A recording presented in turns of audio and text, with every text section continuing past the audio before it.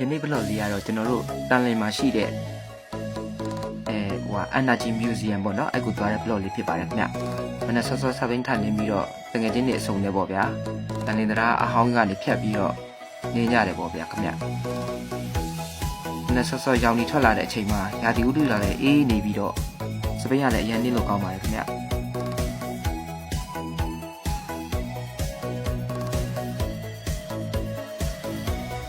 ရားပေါ်ရောက်တော့လဲဆက်ဖီးတွေဆွဲကြပေါ့ခင်ဗျာ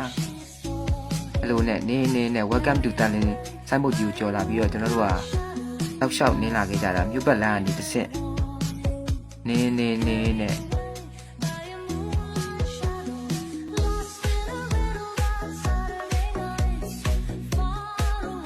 တန်လင်းမြို့ရဲ့နာမည်ကြီးမုတ်ဆိုင်ဖြစ်တဲ့မြန်မာမုတ်ကိုတန်လင်းမုတ်ကိုဝဲကိုစားသုံးခဲ့ပါတယ်အဲဒီကမှနေတစ်ဆင့်နင်းလာပြီးတော့ကျွန်တော်တို့ကတန်လင်းမှာရှိတဲ့အခရာလက်ဖေးဆိုင်မှာမနက်စာတော့စားသုံးပေးခဲ့ပါတယ်အခရာလက်ဖေးဆိုင်ရောက်ပါပြီခင်ဗျအဲ့ဒီအခရာလက်ဖေးဆိုင်မှာကျွန်တော်တို့ကဖုံးမြေလမ်းတိုင်းပြန်ရောက်နေခဲ့ပြီးတော့ဘယ်ဘက်ကို꿰ပြီးတော့နင်းကလမ်းမဝါပြီးတော့ခင်ဗျအဲ့ကမှနေစစ်နောက်ပြန်လှည့်လာပြီးတော့ညာဘက်꿰ကတက်လမ်း6ကတန်လင်းရေနံချက်ဆက်ရုံသွားတဲ့လမ်းတောက်လျှောက်ကိုနင်းလာပါတယ်ခင်ဗျတန်လင်းရေနံချက်ဆက်သွားတဲ့လမ်းတောက်လျှောက်ကလည်းလမ်းလေးကလည်းကျွန်တော်တို့မသိရင်နယ်ဘက်ကိုရောက်သွားတဲ့အတိုင်းပဲခင်ဗျအေးပြီးတော့အရင်နင်းလို့ကောင်းပါတယ်ခင်ဗျဒါကတော့သူ့လမ်းတောက်လျှောက်မှာမြင်ရတဲ့မြင်ကွင်းလေးပါခင်ဗျဒါကတော့ရေနံချက်ဆက်ရုံသွားတဲ့လမ်းတောက်လျှောက်မြင်ကွင်းလေးပါခင်ဗျ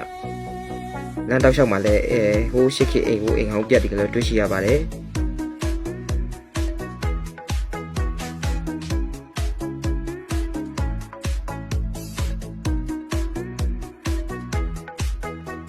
ဆက်လက်နင်းလာခဲ့ပြီးတော့အရှိမတန်လင်းရှင်းတဲ့ချက်ဆက်ဝင်ဂိတ်ကိုစရောက်ပါတယ်ခင်ဗျအဲ့အရှိနာမှာခေလေးကိုဖြတ်ကပါတယ်Energy Museum ကိုသွားမယ်လို့ပြောပြီးဖြတ်ရင်အဆင်ပြေပါတယ်ခင်ဗျအဲ့ကမှတစ်ဆင့်ဂိတ်ကဖြတ်လာပြီးတော့နောက်လျှောက်ကိုနင်းလာခဲ့ရတာ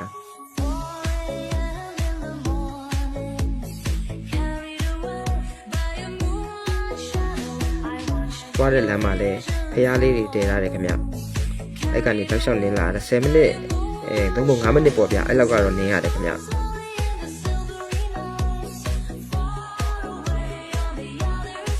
ဒါတော့ Energy Museum ရဲ့စဝင်ဝင်ကြီးမှာတွေ့ရှိရမယ့်တရားလေးဖြစ်ပါတယ်ခင်ဗျ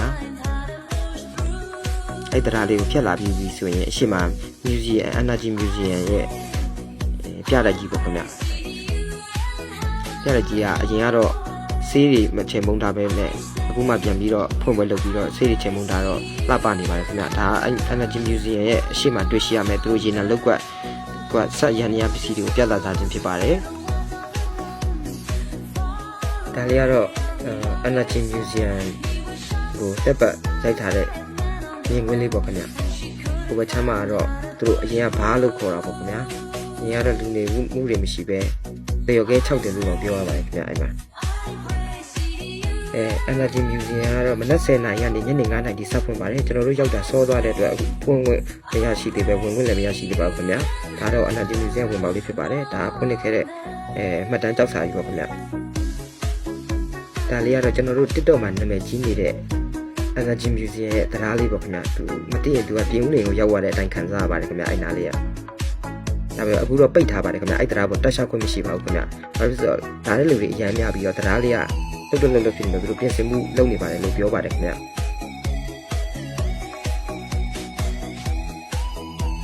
ဒါလေးကတော့ကျွန်တော်အစာဆုံးကိုမကျင်းနဲ့လိုက်လက်ပဲရိုက်ပြီးတော့ပြန်တင်ဆက်ထားခြင်းဖြစ်ပါတယ်ပြီးမှတော့အဲ့မှာမြင်ရတဲ့အဆောက်အုံကတော့သူတို့အရင်ကဘာလို့ခေါ်တယ်ခင်ဗျဒါတော့ Energy Museum ရတာကြီးပေါ့ခင်ဗျဒီညလေးကတော့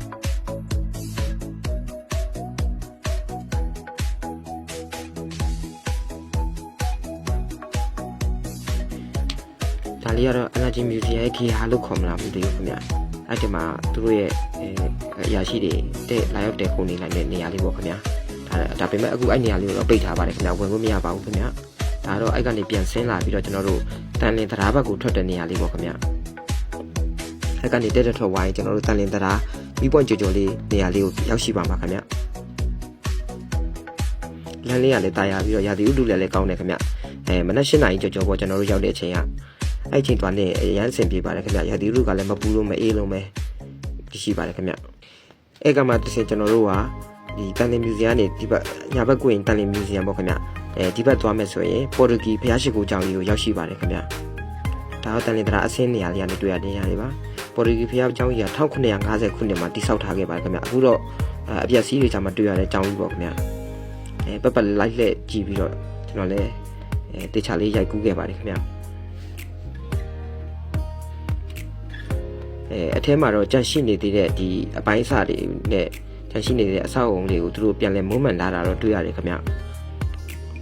အပျက်စီးပို့ပြီးတော့မပျက်စီးအောင်လို့ပေါ့နော်တေချာလေးသူတို့အမှလှုပ်ထားတာတော့တွေ့ရတယ်ခင်ဗျ